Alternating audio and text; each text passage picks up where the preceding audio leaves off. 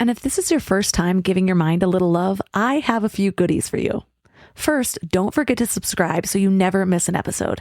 And second, sign up for the Morning Mind Love. Think of it like a weekday oracle from your highest self to help you start each day with a positive focus.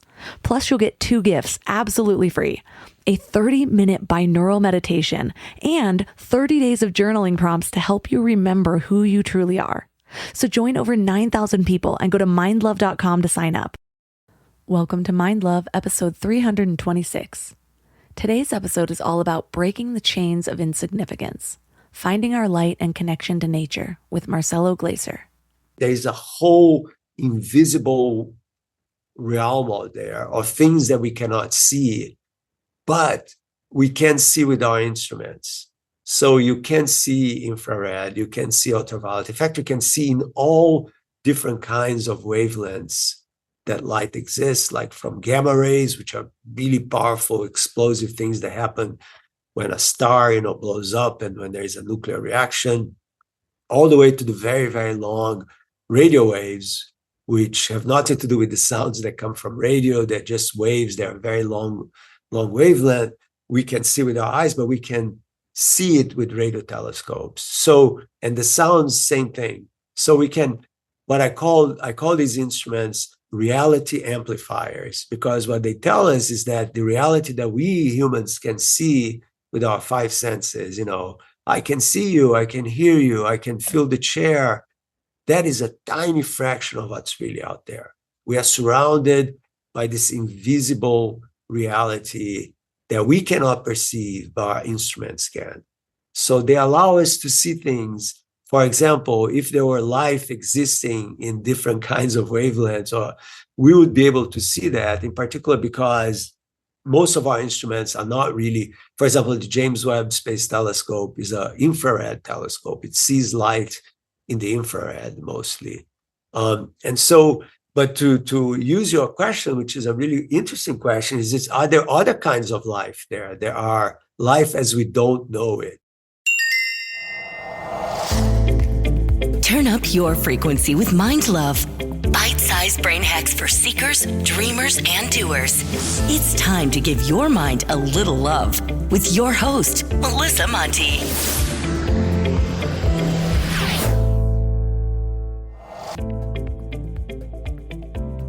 If this is your first time giving your mind a little love, don't forget to hit the subscribe button. Mind love is a habit, and the more you give your mind that love and intention, the better you'll feel about yourself and your life. Plus, it's really a win-win because more subscribers means Mind Love attracts even more amazing guests to bring you their wisdom. So don't forget to subscribe. Have you ever questioned the true impact of your actions or even your thoughts on the world around you? I think we're seeing one side of this. I don't think any of us can deny that, as a whole, humans have lost their connection with nature. The goal of science in its origins was to understand nature so we could work harmoniously with it. And now, the goal of most fields of science is to learn how to dominate nature. I don't know about you, but I don't think that will ever work, in the long term at least. It's kind of like we have this collective toddler brain, unable to connect our actions now with future consequences. Unless we're telling other people what to do. You gotta ban those plastic straws, right? Never mind the 4 million disposable masks that ended up in the ocean per day for several years. Totally fine. It was for the greater good. Oh yeah, and those disposable masks are made of plastic. Probably totally fine to be breathing that in all day too. Air is overrated. Sorry, that's all controversial. I forgot we don't question mass consensus because headlines told us not to. I'm doing it again, aren't I? This is why they will never let me be famous. Anyways, we have to know that our actions have an impact beyond the moment, beyond what we even see. But have you ever considered the impact your thoughts and beliefs have on this realm of reality? Our thoughts and beliefs are like the lens through which we view the world. They shape our reality in ways that we sometimes don't even realize. The Native Americans, for example, had a deep spiritual connection to nature. They saw the divine in every leaf and stream. They understood that nature wasn't just a resource to be used, it's a sacred part of their own existence. And these beliefs helped them foster a harmonious relationship with the environment, one that was based on respect and reverence. Now, contrast this with our modern perspective, where nature is usually seen as a collection of objects to be exploited. I think Pocahontas said it best. You think you own whatever land you land on. The earth is just a dead thing you can claim. But I know every rock and tree and creature has a life, has a spirit, has a name. Holidays get me all jingly. But do we really think that this shift in perspective doesn't have consequences? Do we really wonder why we're disconnected, not just from nature, but from ourselves? We've started treating ourselves and the world around us as tools, forgetting that we are, in essence, a part of a greater whole. This disconnection affects more than our environment. It affects our inner peace and our happiness. When we view nature as separate from us, we lose that sense of awe and wonder that comes from seeing ourselves as part of something larger. We dominate and control rather than nurture and coexist. And this mindset spills over into how we treat ourselves and even other people. We become harsh and judgmental. We forget the divine spark that resides in all of us. We criticize ourselves for what we think are flaws, forgetting that we're also an essential part of the divine, experiencing ourselves. And this disconnect didn't just begin with industrialization. Its roots stretch far back in history, evolving with scientific thought. It's important to remember that much of what we accept as settled science is still evolving. We are continually discovering new, profound insights that border on magical. And isn't it ironic that we've been conditioned to see our reality as kind of mundane, not realizing that life is really magic? And we dismiss magic as just a fantasy, but the true nature of reality is so much more fascinating when we actually understand it. We're not just isolated beings fighting against the world. We're vital parts in a vibrant, interconnected web of existence. So how do we reclaim this magical, empowering perspective? How do we start seeing nature not as something separate, but as an extension of ourselves and a reflection of the divine? Well, that's what we're talking about today. Our guest is Marcelo Gleiser. Get ready for some really impressive accolades here. He's the Appleton Professor of Natural Philosophy and Professor of Physics and Astronomy at Dartmouth College, a world-renowned theoretical physicist and a public intellectual. He's authored hundreds of technical and non-technical papers and essays, and 6 books in English translated in 18 languages. He's a fellow of the American Physical Society. He received the Presidential Faculty Fellows Award from the White House. He's a founder and past director of the Institute for Cross-Disciplinary Engagement at Dartmouth. And if that's not enough, he's the 2019 Templeton Prize laureate, an honor that he shares with Mother Teresa, Archbishop Desmond Tutu, the Dalai Lama, and many scientists, including Jane Goodall. So 3 key things we will learn are why our disconnection with nature is more dangerous than you think, and who may be manipulating our beliefs. The mysteries of empty space and the hidden dimensions that may exist right where we stand, and how to break the chains of insignificance and discover the untapped power within.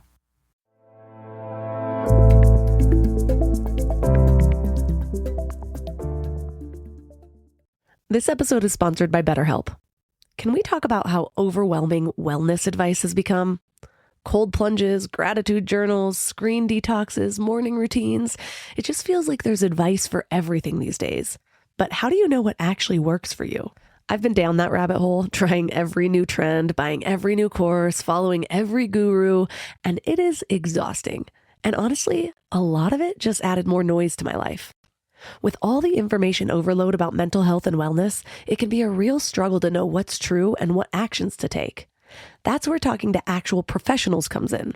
Therapy helps you cut through all that noise and figure out what you actually need, not what some influencer is selling, but what works for your specific situation. It can teach you how to set boundaries, trust your own judgment, and be the best version of yourself. BetterHelp is the world's largest online therapy platform with over 30,000 therapists. They have a rating of 4.9 from 1.7 million reviews, and you can join a session at the click of a button and switch therapists anytime if it's not the right fit. Instead of drowning in generic advice, you get personalized recommendations from someone who actually knows what they're talking about. As the largest online therapy provider in the world, BetterHelp can provide access to mental health professionals with a diverse variety of expertise. Talk it out with BetterHelp. Our listeners get 10% off their first month at betterhelp.com/mindlove. That's BetterHelp, HELP.com/mindlove. Can we talk about back to school chaos for a second? The kids are getting back into routines, everyone's schedules are crazy, and suddenly you're supposed to have dinner on the table every night like some kind of magician. But want to know what I figured out? Shopping, planning, and cooking food really can be simple and stress-free, which is why I love Hungry Root. Hungry Root takes the stress out of mealtime by filling your cart with personalized picks and planning your week of meals, getting smarter with every order. With over 15,000 recipes to choose from each week, many ready in just 15 minutes or less, it's a huge lifesaver on those busy weeknights. I personally love their Smart Cart technology. It learns what I actually like and then recommends groceries, recipes, and supplements tailored to my tastes and needs. Plus, I love the kids' snack section where I get these really easy snacks to just keep in the car or throw in our to-go bags or lunch boxes for those of you who need them. They screen out over 200 additives, including high fructose corn syrup and artificial sweeteners. They only source high-quality meat and seafood with no hormones or antibiotics, and they carry trusted brands like Oatly and Vital Farms. The time that I have gotten back has been incredible. Take advantage of this exclusive offer. For a limited time, get 40% off your first box, plus get a free item in every box for life. Go to hungryroot.com/mindlove and use code MINDLOVE. That's hungryroot.com/mindlove, code MINDLOVE to get 40% off your first box and a free item of your choice for life. hungryroot.com/mindlove, code MINDLOVE. Say what you want about AI, but it's here, and it's helping businesses get more done in a day. Wix's website builder is infused with AI so you can stay ahead. Create a beautiful, functional website just by describing your idea. Track how your site appears in AI search results. Create custom images on demand, or launch an entire campaign in a matter of minutes. Wix gives you AI wherever you need it. Try it now for free at wix.com.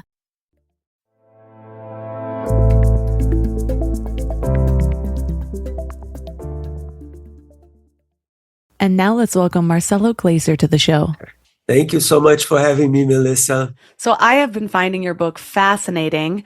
It's interesting. Just in the last couple of years, I've just taken this really intense curiosity with like the actual history of the world versus just the truncated versions we've been taught in school, sometimes that weren't even true.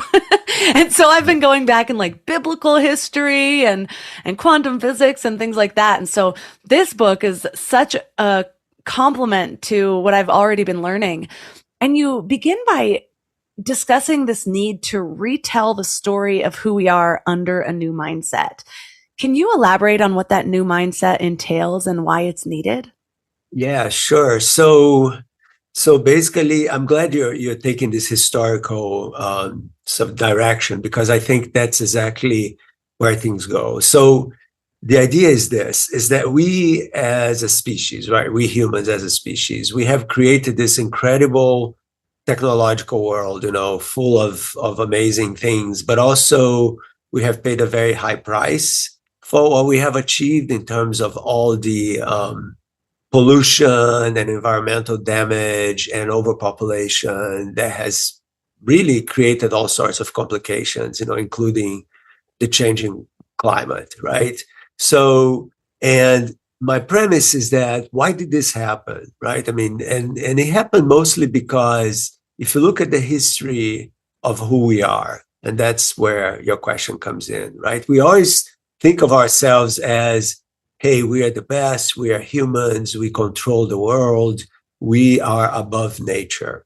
And this mindset that we are above nature is really dangerous, because it basically tells us that we can do whatever we want with the planet, right? And we have been doing whatever we want with the planet, right? We have been cutting forests, digging holes, and polluting oceans, and killing animals like crazy. And so the question is, okay, we know all this, and what can we do in order to change the course of our destiny, right? I mean, are we going in this kind of like one-way road and that's all there is to it? Or can we do something more profound and more meaningful and more spiritual, really, with our position, our place in the world? So what I propose is that I think we can, although, recent events always makes me doubt what we can or cannot do, to find the good in the human we got to dig a little deep, but we can find it. And my point is that we are not above nature. We are very much part of the natural world, and we depend profoundly and completely on how nature operates in order to be alive.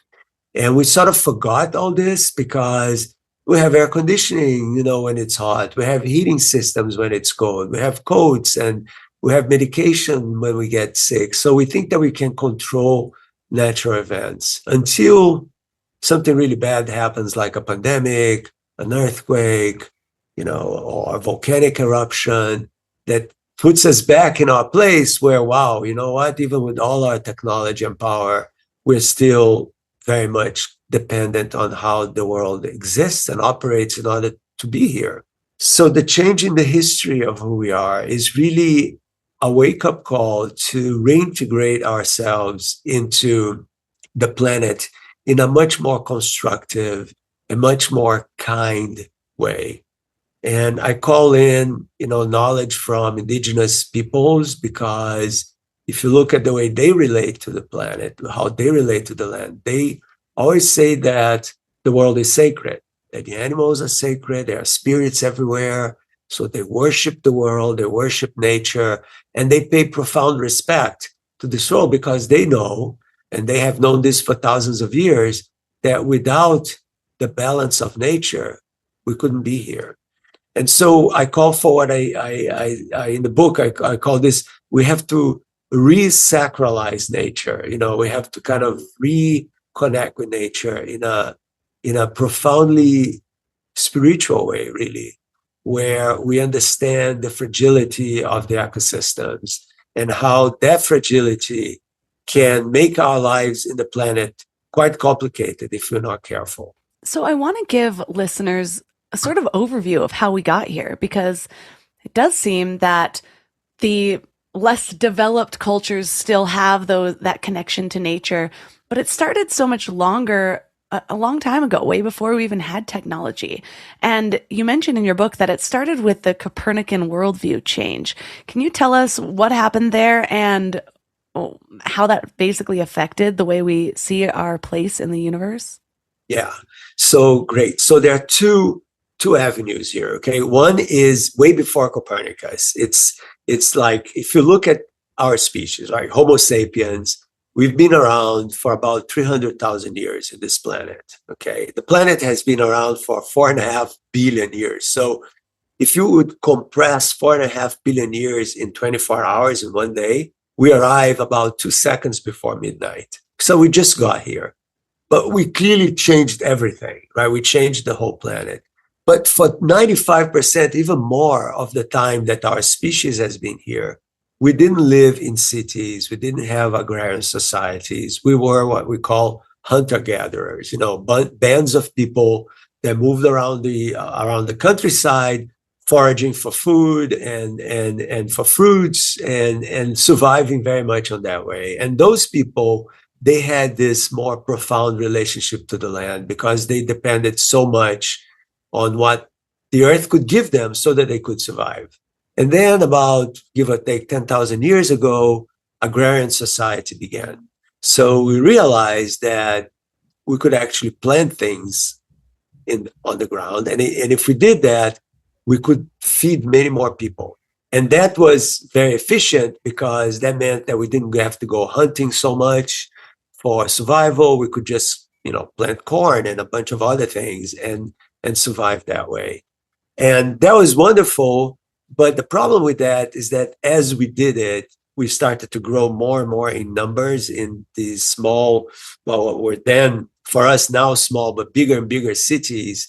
And whenever you put a lot of people in the same place, problems happen, right? Because you have to have a lot of food for these people, you have to have sewage for these people, you have to have drinking water for these people, and you have to have order because people say, hey, this piece of land is mine. Somebody had this idea, like, you know what? This is going to be my piece of the planet now. This is my land. And you start to think, where the heck did that come from? Where did this notion that we own a piece of the planet comes from? And our whole economy is based on that. And, buying your apartment or your house is like the greatest achievement, right? Because we now own a piece of the land. And if you think about this in the longer time span of the planet, or even beyond the human life, we don't own anything. We are caretakers. You may say, hey, I'm here in this piece of land for 2 or 3 decades, but that's about it, and then I move on and the land stays. However, as we did that and we started to realize that we could work the land to create all these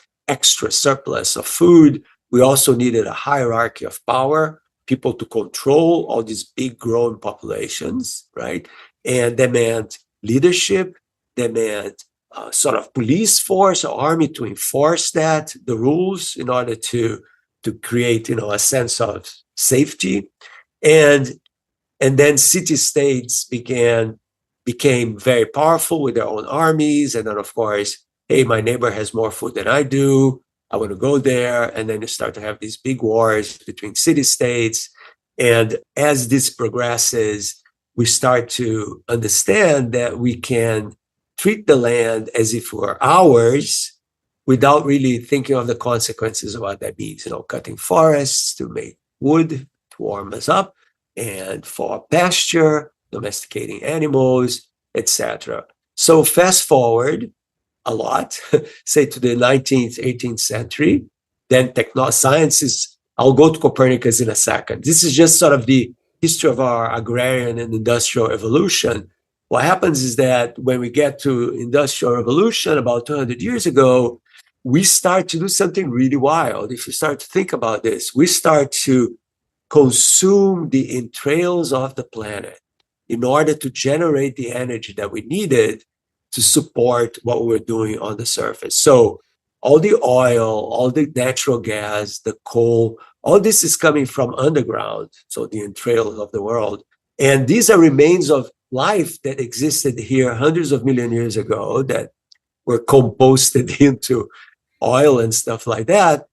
And we started to burn that thing, and it was extremely efficient, as a source of energy. It propelled our progress forward. We created mega cities, incredible technologies, and of course, polluted the planet as a result. And this has been done really with impunity until maybe 50 years ago. And we started to realize that, by burning all this stuff, we're actually changing the planet as a whole. We are basically creating an imbalance in the atmosphere so that all this heat that comes in from the sun, which happens all the time, instead of escaping back into space, is staying concentrated close to us. It's sort of like if you are cold, you put a blanket on. If you put 6 blankets on, you start getting really hot because the heat does not go out beyond you. And that's essentially what these polluting gases are doing, CO2 and methane and stuff like that. And that was the price that we have paid in order to construct this incredible civilization. However, the path that we're going forward now is not sustainable, right? We can't just keep doing this because we're 8 billion people. There's a number that I always like to tell people about, which is this. 100 years ago, during the last pandemic, roughly, the Spanish flu, there were 2 billion people on planet Earth. Now there are 8. So in 100 years, we quadrupled the population of the planet. That's like explosive. All people need to eat, they need energy, they need transportation, they need education, safety, and that costs a lot of resources, So the point is, the planet, even though it's so generous to us, it's also finite and it's being stressed, and we just can't continue this way. So that is what I call the objectification of nature, of the planet. Like, we transform the planet, instead of that sacred realm of our ancestors, it is now just an object. It's a thing that we can use and abuse in order to give us the comfort that we crave, right? So that's one story. the other story is the Copernican story. So now to astronomy, right? So what happened? So up to 1543, which is when Copernicus died, he also published a book on that same year, which was the book where, you learn in school, he proposes that the sun and not the earth is the center of the universe, right? So in those days, people thought that the earth was the center of everything. After all, you look up and you see everything rotating around us. You see the sun rising on the east, setting on the west, and the moon too. And you say, hey, if everything is rotating around us, we must be the center. Fair enough, right? So he says, well, actually, that's the wrong perspective. We are just a planet rotating around the sun, just like Mercury and Venus and Mars and Jupiter and Saturn. And what happened there was very, very profound, because once you say that the Earth is just another planet, it loses its centrality, it loses its main value as a place that we belong to, because religion was very powerful at the time that says we are the people made in the image of God, we are at the center of creation, so we are really important and we control the land, right? And Copernicus says, sorry, folks, we're just a planet. And then people say, but if we're just a planet, there are other planets out there. Look at all the stars in the sky. So if the sun is a star and it has planets around it, other stars are going to have planets too. And then you say, are there people there? And these are like the confusions, the complications that were happening 300 years ago. They would say, hey, if there are people there, are they like us? Are they humans? And if they're like humans, are they sinners? And if they're sinners, do they need a savior like Jesus? And is it the same Jesus or is it a different Jesus? So complicated stuff going on. People get very spiritually confused. And what happened in parallel with the advancement of industrialization as that Earth becomes more and more objectified, as I mentioned before, losing its value as an important place. So the Copernican revolution, which correctly placed us as a planet going around the sun, had perhaps not an intended effect of saying that we are not important. And then you fast forward to 20th and 21st century science. And the story goes like this. The more we learn about the universe, the less important we become. So, and we here, I mean the planet Earth and us people. And then you go, how is that? Well, because first they thought that the sun was the center of everything. Now we know it's just a star. Like just on our galaxy, the Milky Way, there are about 200 billion stars, okay? So the sun is just one of them. And then they said, okay, at least our galaxy is the center. And then in the early 20th century, people said, nope, sorry, folks, there are hundreds of billions of other galaxies out there. Milky Way is just one of them. And furthermore, these galaxies are moving away from one another. The universe is expanding. And furthermore, we discovered recently that even the stuff we are made of, the atoms, carbon, oxygen, iron that we are made of and everything is made of, is not even what controls or dominates the universe. The stuff we are made of is only about 5% of what is out there. The 95% beyond that is stuff we don't even know what it is yet. We call it dark matter and dark energy. So you say, wow, we really are insignificant in the big scheme of things. So that's kind of we have this fancy word, zeitgeist, so the mindset of how science positioned the planet and humans even in the universe. And that to me is disastrous. So what I tried to do with the book is turn this whole story upside down and say, wait a second, folks, where is all this coming from? So in the book, I tell the whole story of how the notion of many worlds came to be, many worlds meaning other planets, even other universes, but we're not going to go there, just other planets. And the notion that the fact that the Earth is a planet doesn't mean that the Earth is an ordinary planet.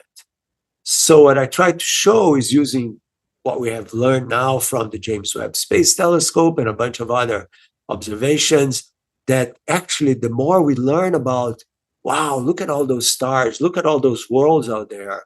There are trillions of them. A trillion is a one with 12 zeros. And yet, the more we look at these worlds, the more amazing our planet is, the more magical, the more spectacular as a host for life. And that's where my book focuses on what I call biocentrism, the importance of life in the universe.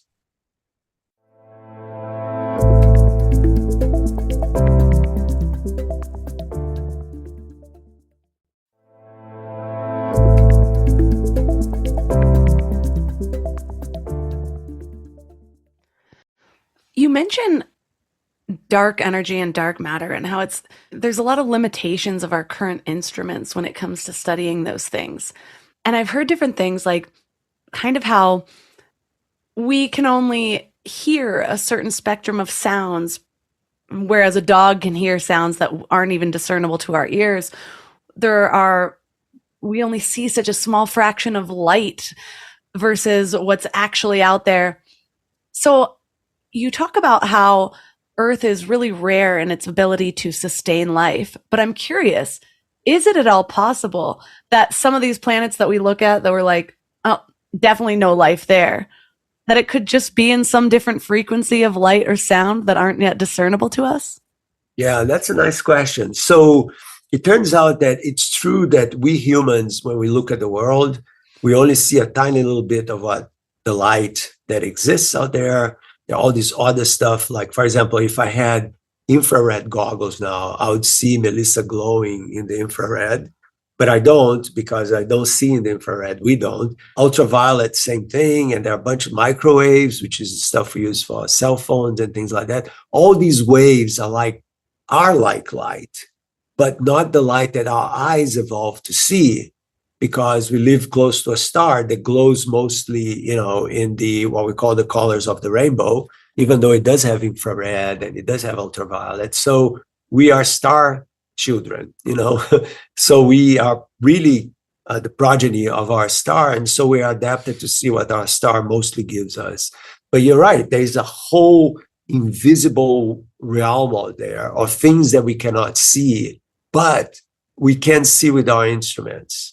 So you can see infrared, you can see ultraviolet. In fact, you can see in all different kinds of wavelengths that light exists, like from gamma rays, which are really powerful, explosive things that happen when a star, blows up and when there is a nuclear reaction, all the way to the very, very long radio waves, which have nothing to do with the sounds that come from radio. They're just waves. They're very long wavelength. We can see with our eyes, but we can see it with radio telescopes. So, and the sounds, same thing. So we can, I call these instruments reality amplifiers, because what they tell us is that the reality that we humans can see with our five senses, I can see you, I can hear you, I can feel the chair. That is a tiny fraction of what's really out there. We are surrounded by this invisible reality that we cannot perceive, but our instruments can. So they allow us to see things. For example, if there were life existing in different kinds of wavelengths, we would be able to see that, in particular because most of our instruments are not really, for example, the James Webb Space Telescope is an infrared telescope. It sees light in the infrared mostly. And so, but to use your question, which is a really interesting question, are there other kinds of life there? There are life as we don't know it, right? Because when we talk about life, you say, carbon-based, water-based, like we are, like everything around this planet. Maybe there are weird kinds of life out there that do things that we can't even conceive of. And that's possible, but there are things that life does that will be universal. For example, for matter to be alive, it needs to eat. It needs to absorb energy of somehow. And it needs to expel the stuff that it doesn't need. So life, in order to exist, needs to have a relationship with the environment where it is. And because of that, it will leave its mark, so to speak. So if an alien is looking at Earth with its own telescope, it will see, oh, look at that planet. It's blue And then what does it have in the atmosphere? Oh, it has methane, it has carbon dioxide, CO2, it has water, it has a bunch of stuff there that indicates that there is biological activity in that planet. So, and if there's a different kind of life that has a different kind of biological activity, it will have a different signature in its atmosphere, but it will still do something that is not going to be a planet that is dead. So a living planet is this wonderful thing, which is like Earth, where it's biosphere, right? Where the whole life is. And life is amazing. If you think about it, everywhere you go, there is a little bit of life, underground, surface, water, air, top of the mountains, underneath the tundra. So there is life pretty much everywhere. It always takes advantage of it and it leaves its mark. And so we should be able, with a little bit of imagination, try to find life as we don't know it in other worlds just because of the way it's interacting with its environment. I grew up religious and I no longer identify with that. But I found that a lot of my growth has been, to put it visually, it's like breaking the cages of this little box that I was raised in, that like it can only be this way. And even just in exploring science at first, I was like, well, this goes against everything I was taught while my brain was forming. And so that had to expand it on one level. And then now I'm in this position where I've interviewed dozens of spiritual channelers. And it's like, well, how is that even possible? At first, I was like, oh, they're probably faking it. Then you witness it. And people like Paul Selig, who has literally written books by speaking it in front of a live audience with zero editing. All of his books, there's like 8 of them like that. It's just mind blowing. And when you read these, it's just like, oh, this is just truth. And so in my mind, there's definitely more out there beyond just extraterrestrials, beyond what we can see with the eyes. And I've come to the conclusion, or at least this is where I'm sitting now. Now I live in this space where I'm always allowing my mind, like, this is where I'm at now, but there's room to budge. Give me more information and I'll expand this. But good. I see things as like this total interconnectedness. A book by Greg Braden, The Divine Matrix, is really helpful. And like now, rather than empty space, I'm just assuming it's this intelligent divine grid that's in me, outside of me, everything's connected. And it really does help with that idea of just knowing I'm a part of nature, knowing I'm the environment that I'm observing, not just this ego inside of a skin suit.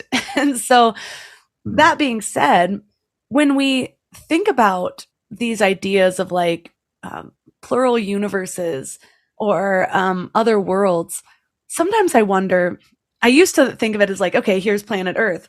Now there's another planet way over there and maybe way over there. And everything was like next to each other. And now I wonder, could it be that there's just different dimensions right here where we are?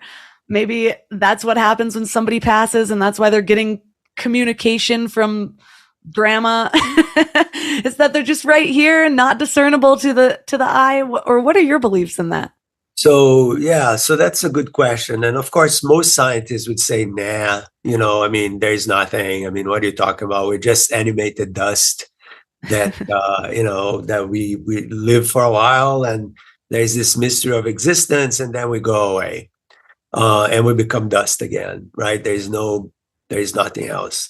I don't embrace that view completely, even though I'm a person that has had experience with death from very early on in my life. I lost my mom when I was 6 and in very tragic ways. And of course, once you deal with that kind of loss when you're a little child, you create a narrative of the possible other, right? In a sense of what's out there that I don't know of. And I spent years of my adolescence, trying to in some way establish contact with my mom. So everything you're talking about, spiritism, I grew up in Brazil, and Brazil is a country, perhaps is the country where spiritism is most pronounced in the whole world.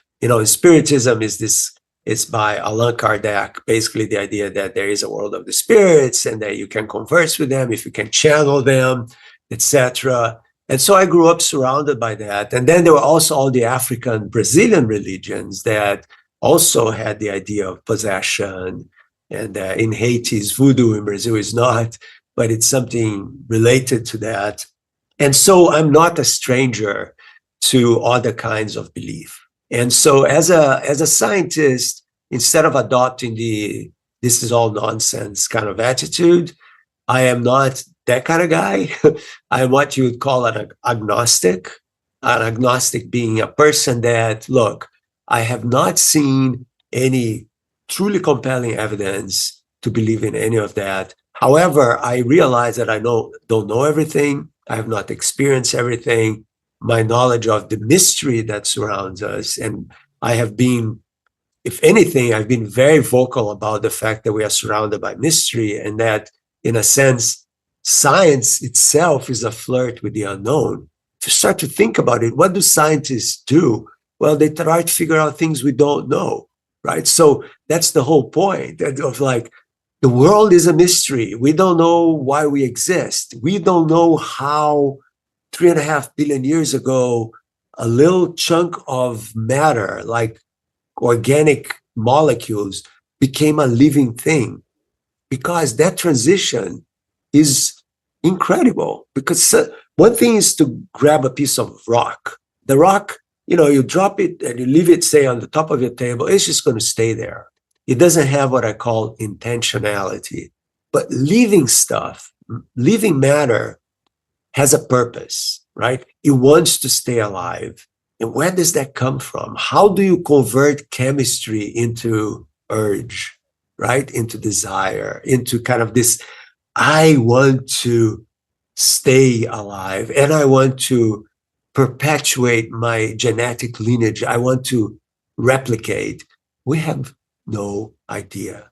We don't even know how to define life.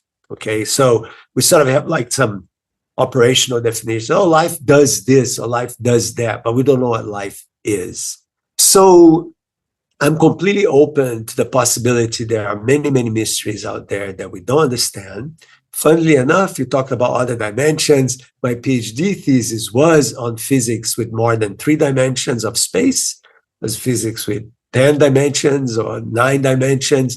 And so I've been thinking a lot about this most of my life, even though those dimensions, because we can't probe them using our experiments, they are very, very small, tiny, subatomic size, if they exist. Nowadays I have my doubts. But what is the biggest question and the biggest mystery that exists in the universe is the human brain, as far as we know. We don't know much about the human brain. You don't know why a bunch of neurons makes us who we are, right? I mean, you will wake up tomorrow and barring some horrible accidents, you're going to be Melissa, and you're going to be Melissa, and I'm going to be Marcelo, and I know that.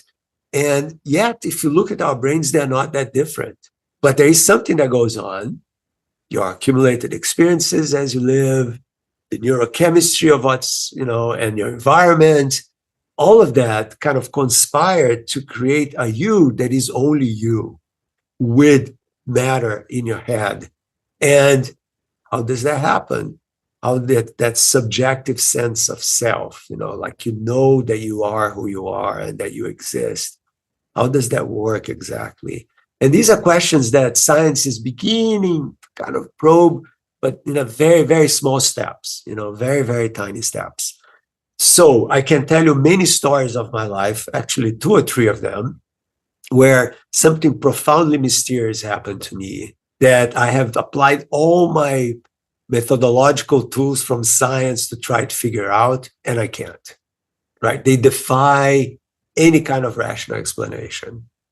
So you go and you say, it's a coincidence, And I wrote a book called The Simple Beauty of the Unexpected, which is precisely based on, what do you mean coincidence, right? I mean, and there's this beauty of things that happen unexpectedly in your life that can completely change the course of your life, that you cannot predict they will happen, and yet they're profoundly important to you. They will impact and transform the way you're going to evolve as a human being, and you couldn't even know it was happening until it happened. So this is what I mean by the unexpected beauty, And so I still don't know how to answer those strange things that I actually tell a story in this book, The Simple Beauty of the Unexpected. It's called The Witch of Copacabana, right? Copacabana is where I grew up in Rio, in Brazil. It's this beautiful beach, etc. And I had, we all had in those days, middle class people had maids, cooks and stuff like that. And this lady was a priestess in the African Brazilian ritual called candomblé. So she was a channeler of spirits. And my father once gave a dinner party, and I never actually told this story in public. He gave a dinner party, and it was a really fancy party. He invited all these big guests, and he gave this to the minister, or basically the chief justice of Portugal that came. He gave a little whiskey, and the guy takes a sip and says, "I'm sorry, Isaac, but this is not whiskey, this is tea." And my father is like mortified. What do you mean it's tea? And so what happened is that this lady, her name was Maria, drank everything that my father had. They had amber color, like whiskey, rum, cognac. She was always kind of drunk, cooking like that, waving around, and put tea in there because, they were permanently kind of out in an altered state. She was an alcoholic and a channeler in a sense. And my father was furious and he fired her. But that night, he said, "Tomorrow you leave." And then, she says, "I'll leave, but something will happen to this house." And then she grabbed me by I was 17 at the time. She grabbed me by my shoulders. She shook me and she said, "But you, Marcelo, you're going to be okay because you have what I call closed body, corpo fechado, meaning the spirits protect you." I'm like, good. Anyway, so a month passes, nothing happens. I'm studying for my university entry exams, and I had this weird, strange feeling that I had to go to the living room where we had our dining room table. There were two closets, one on each edge of the dining room table, filled with crystal shelves and glasses and bottles. And I look at the top shelf, and the top shelf collapses, and all these crystal shelves, the crystal shelves collapse with the glasses, with the bottles. And then literally a second or two later, the one on the opposite side of the room also collapses, both of them at the same time. So all this crystal is destroyed in seconds. And you ask yourself, how the heck could this happen? I mean, one thing is one shelf breaking, and then, because it's old, it's bent by weight, but both of them at the same time, it was mind-boggling. And it was about drinking, all the crystal, glasses and stuff like that. So I called my father, and he was a dentist, and I said, "Dad, everything broke down here." He said, She did it. So basically meaning her prophecy came true. Now, I tried to figure out all possible explanations for this story. Oh, maybe there was a sonic boom from an airplane. Maybe there was an earthquake. There are no supersonic airplanes in the Brazilian Air Force, no earthquakes. There was really nothing that could explain the two of them breaking down together. So there you go. It's a mystery. Why it happened, how it happened, I don't know, but it happened. And I was there, big time.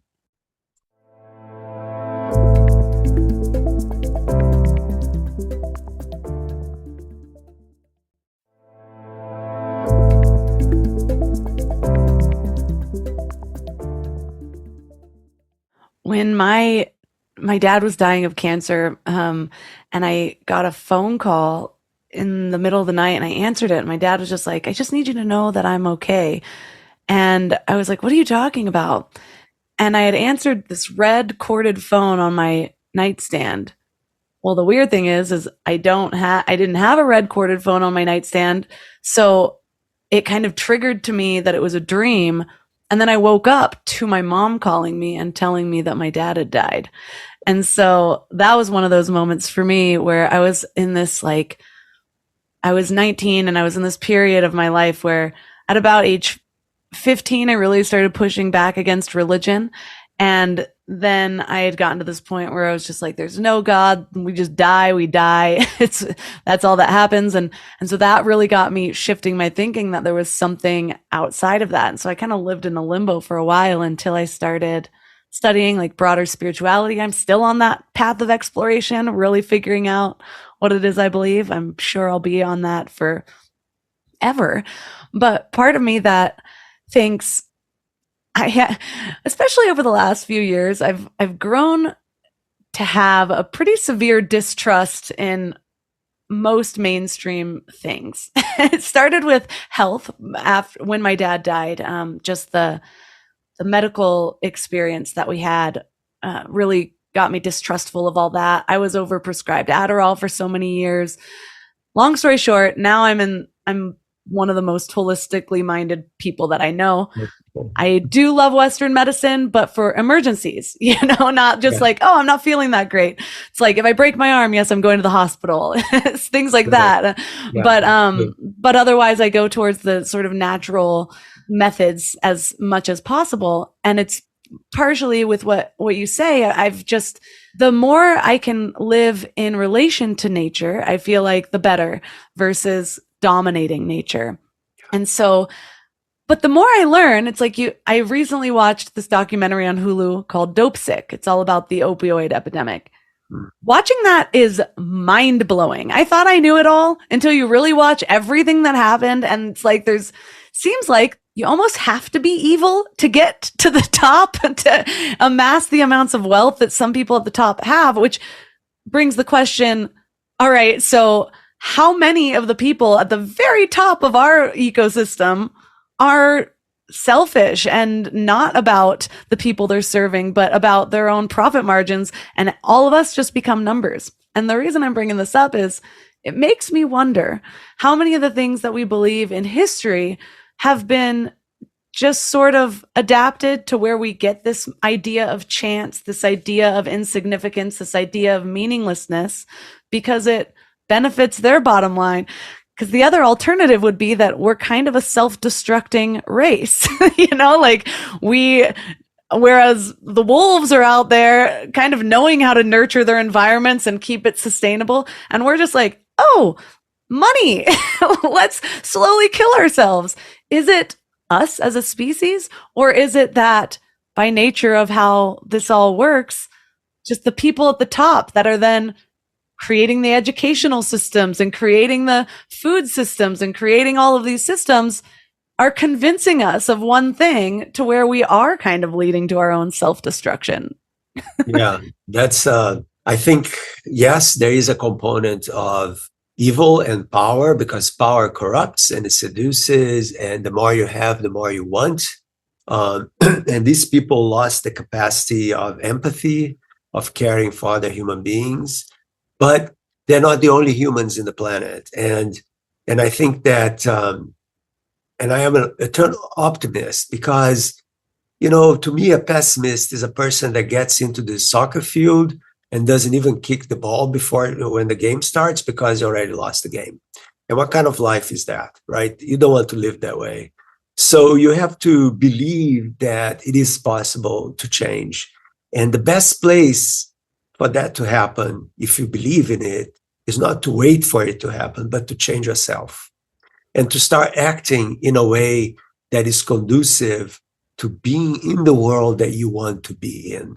And unfortunately, a lot of people have this cognitive dissonance when it comes to that, and does not connect.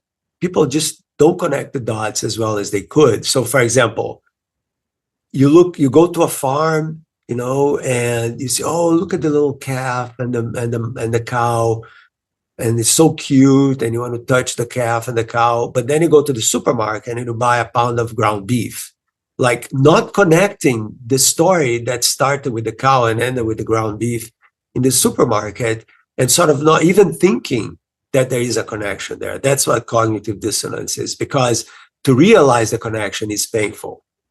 And so you sort of choose not to look that way. But I think that more and more, I am just like you. I'm vegan. I'm very nature oriented. I run trails. I try to keep in shape by being out in nature all the time. Same with my whole family. My kids, they're all like that. We eat that way, and we try to behave that way. And what I tell people is that more and more people will start to act that way if they understand that their actions make a difference. What happens is that you say, oh, I'm too small. The billionaires control the planet. There's nothing that I can do. And so I'm not doing anything.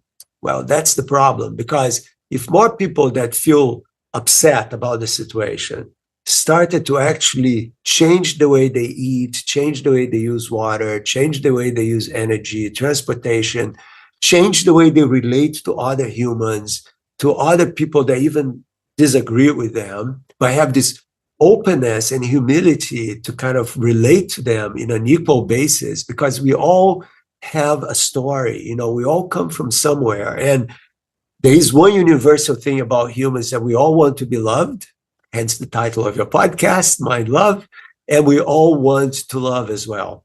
And so if you use that starting point and you realize that, as you mentioned, everything is connected. There's this Buddhist monk called Thich Nhat Hanh, right, that talks about interbeing. I think interbeing is a beautiful idea. And in my book, I explain why interbeing is the right way to think about us, because we are deeply connected through what we are made of, to the planet, to the stars, to the whole history of the universe. So the stuff we are made of, the iron, the calcium, all of that came from dying stars billions of years ago. Just pause for a second and think about this, right? So you say, oh, I'm 40, or I'm 30, or I'm 50. Yeah, but that's this conglomeration of stuff right now, because the stuff you're made of is billions of years old, and it traces you back to the stars. And the fact that we know this, we as humans know this, and that we can tell stories about who we are and where we come from and why life is connected, does make a difference. And it makes a difference in bringing back our understanding that we matter, that we are not insignificant, that our planet is not insignificant, that we actually have a mission, protect life, to reintegrate ourselves with the living planet, so that we can stay here for longer, and as can all the other animals, because this separation that we created, the cities, or the buildings, and nature outside, concrete inside, is really artificial if you think about it. And it's okay as long as that's not the only thing you look at.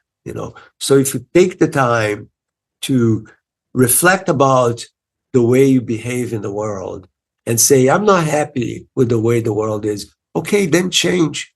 Do something that you'll be proud of, that will make a difference for you, for the people around you. And that, to me, is going to be a snowball effect. And things are beginning to change. For example, now we have this thing called B Corps, the B corporations, which is the big companies that have an ethical way of relating to the environment, to the producers. So if you're getting chia seeds from Central America or South America, how do the workers there are treated? So there is a way of doing business that does give you the bottom line, which does not need to be evil. And the more people understand that, the better it's going to be, because people say, wait, you know what? I don't like that company because they're mean, but I like this company because they're good. So I'm not going to buy from that company anymore. I'm going to buy from this company. And once people start to do that, capitalism is going to realign itself. And even the evil companies are going to go, look, either we change or we die. And that's the revolution that I want to see happening, and that I hope, slowly is going to happen. That's such a good point, because so many people do just throw their hands up in the air, and it goes back to the original point of feeling insignificant, like we can't really change things. One of the ways that I combat this in my mind, I'm always just kind of thinking of different ways to think about existence. And it's like, it doesn't even really matter which one is right, which one is going to help me be my best self. And one of the ones that I play with is kind of talked about this idea of infinite dimensions. Well, when I was learning about the law of attraction like a decade ago, I'm like, how would this even be possible? And one of the things I just thought about was, well, what if I'm just always tuning into the exact world that is a reflection of my worldview? And one of the reasons this came, I went through a really hard time in my early 20s. I was just kind of in crisis and making horrible decisions, also horrible things happening to me. And and my dad died at that time. And so I was just spiraling. And one of the horrible decisions I was making, I went through this whole phase of being kind of a klepto. I'd like go to Walmart and just like steal a lip gloss. It was things I didn't even really want. There was something about the power, and I was just like, screw everything. Yeah. And during that time, I ended up in a relationship with somebody. It was my most traumatic relationship to date. But over time, I ended up finding out he was addicted to gambling. And then I found out he was addicted to meth. And then I ultimately found out that he was secretly robbing houses. Well, when I started processing all of this, because there was a whole spiral of that relationship, I ended up going to jail for his crimes for a short minute there. And so I really had to do a lot of soul searching to come out of that. And it just always really, it was glaringly obvious to me that during the time that I was stealing little things, I attracted this person into my life that was stealing big things. Also, my stuff got stolen all the time. Like I would leave my phone on a table at a party and it would just be stolen. And I'm like, what? And so it just was reinforcing my worldview that this is just what people did. Mm-hmm. Well, now there's been like times where I've accidentally walked out with water under a cart and I'm like, nope, going back in to pay for this. And I recently like left a wallet somewhere with $300 cash in it, and it was just turned in, not one thing missing. And so I very much believe that the way that I interact with the world is what's reflected back to me.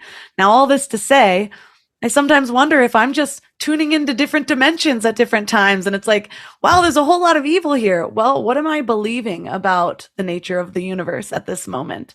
And whether that turns out to be true or just a way to kind of help me be my best self and feel more significant in this moment, I don't really think matters ultimately. But I empower myself in those moments of hopelessness through meditation, through just kind of believing like, this is how I'm going to exude. This is the energy I'm going to carry. And I'm going to trust that it has a ripple effect with every single person that I meet. And then they'll ripple outward from there. And then they'll ripple outward from there. And it just not only helps me engage with the universe in a way where I see that we're all connected, but it helps me trust that the actions that I do right now matter. Yeah, beautiful. I'm so glad that you survive all that. In a sense, it's there is this beautiful saying, which research is me search. In a sense, we're always experimenting with who we are, and through this experimentation, we actually get to know ourselves better. It's a work in progress. You're never going to finish that. Even though I'm much older than you are, I'm still experimenting and trying to find new ways of being.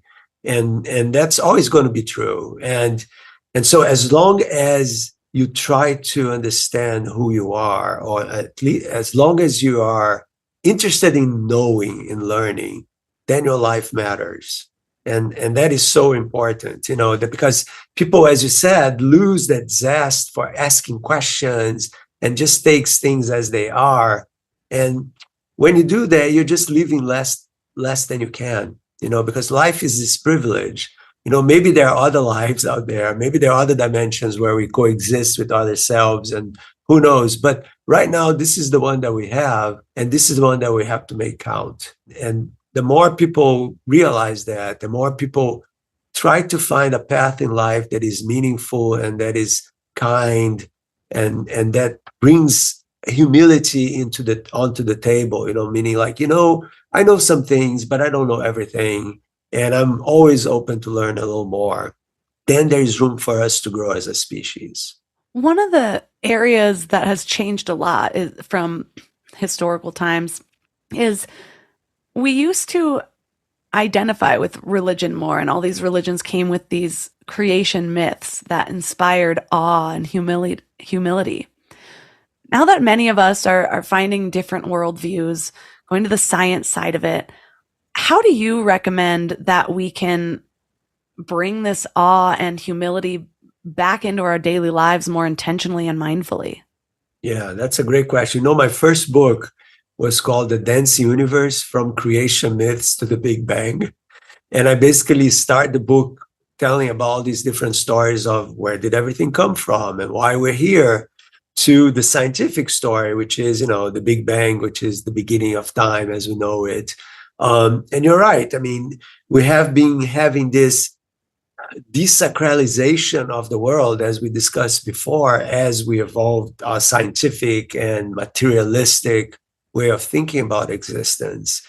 But people are hurting, and they seem to be needing something that goes beyond that. It's not just about how many earrings or how many Rolexes you have, but it's about, do I live a life of meaning?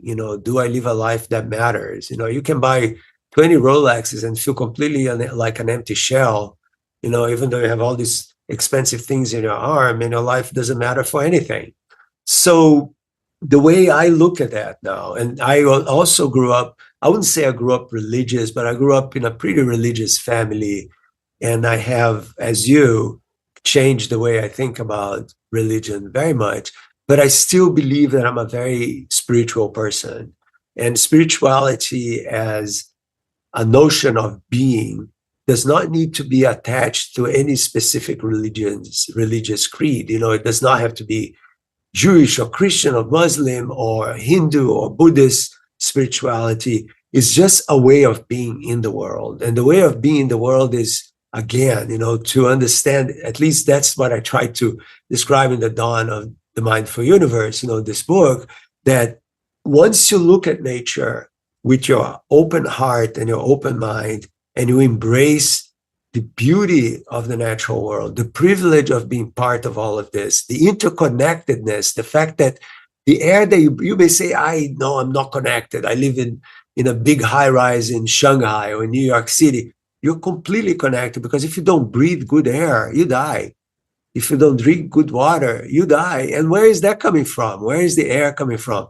From the atmosphere, and the water is coming from the circulation of the water cycle, the rivers and the ocean. So even if you think you're not connected, you are connected.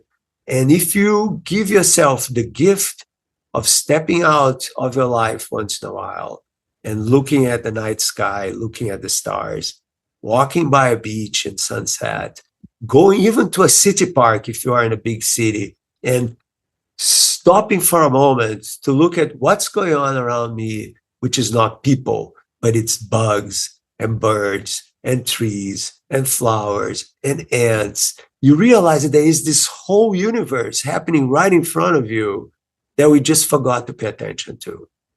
But once we start to pay attention to that, you say, wow, this is all part of who I am. There is no separation here. Because, for example, if you don't have bees, we can't eat because there's no pollination. So the connections are very deep indeed, and we have to remind ourselves of that. And the best way is to go out in nature and be awed. Awe is a wonderful word. I love the word awe. I word the word luminous and the word spiritual, because all of these things kind of make us become bigger than we are and connected with powers that are much vaster than we can conceive, that we can understand. Again, the fact that we are always kind of spreading our tentacles into this mystery of who we are, right? And we can't ever get to a final answer. That to me is a big inspiration to live another day. Because every other day, every next day, you go, okay, I'm a little closer to that, and I'm a little closer to that. And to me, that's just what life is all about. Well, I love leaving listeners with something actionable or something to think about for the week to kind of ground all of this into their lives. Some intentional mind love, if you will. So if you're going to leave listeners with one thing to focus on this week, whether it's a thought, an action, what would that be? Do yourself a favor, especially if you live in a city, and give yourself a half an hour where you just leave everything behind on a weekend and go walk in a park. And not just look at the biker or the roller skater, but look at all the natural world that is in that park. And if you have the privilege of being close to a trail, take a good walk, a hike on a trail, and immerse yourself in this world, because we have lived for almost all of our existence as a species, totally connected and integrated with nature. And having forgotten that has been hurting us for the last 10,000 years. And it's time that we reawaken this connectivity with the natural world. It's going to be good for your soul. It's going to be good for your mind. And it's going to be good for your body too, because there are all sorts of studies now that talk about how being in nature decreases your hormone, your stress hormones, decreases your heartbeat. And it's just good for you because that's where we came from. We just forgot. Well, thank you so much for all the research that you put into this book, A Dawn of a Mindful Universe. It was so interesting. And for anybody out there that loves learning about the natural world, about history, in a way that we can actually see how it's affected the way we interact with our universe, it's just a really great read. So for listeners that are interested in learning more about you and your books, where's the best place for them to connect? Well, if you just look at my name, Marcelo Gleiser, I'm everywhere, really. It's very easy. I have marcelogleiser.com, and then Instagram, Twitter, YouTube, and my books, of course. And if you get bogged down with the science, sometimes in the book, just skip the page. I won't tell. And move on to the philosophy and what it really means to be a human, which is what this book is all about.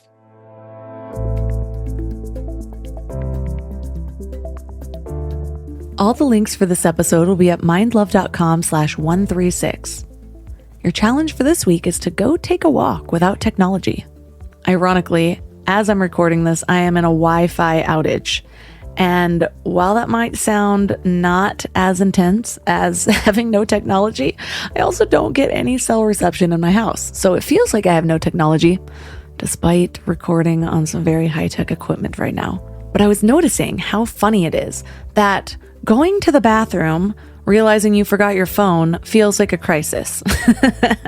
But when you just have to accept it, let go, realize this is how it is, seriously, all around my town, Verizon is out, as is Wi-Fi. So I even went to the post office, no scrolling while waiting in line. I just had to sit there and smile at people. And man, does it feel good. I go in and out of my technology addictions.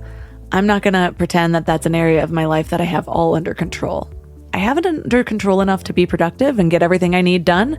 However, it's really hard to be breastfeeding as often as I am without scrolling, doom scrolling, shopping scrolling, whatever it is. But sometime a couple years ago, I interviewed somebody on disconnecting from technology, and I got my phone usage down below 26 minutes per day for weeks.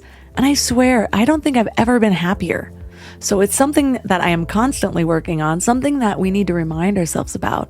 But especially if you go and actually explore nature, like we did in ancient times, the 90s. I came across a video recently of a 90s outdoor party and no one was looking down at phones because they didn't have any. And oh my goodness, the good old days. It feels impossible to get back. But we can get it back within ourselves, just one person at a time.